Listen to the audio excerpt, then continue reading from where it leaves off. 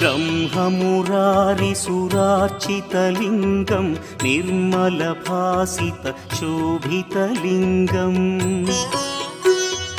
जन्मजदुःखविनाशकलिङ्गं तत्प्रणमामि सदा शिवलिङ्गम्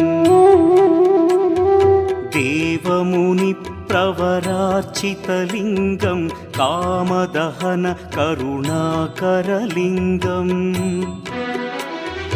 रावणदर्पविनाशकलिङ्गं तत्प्रणमामि सदा शिवलिङ्गम्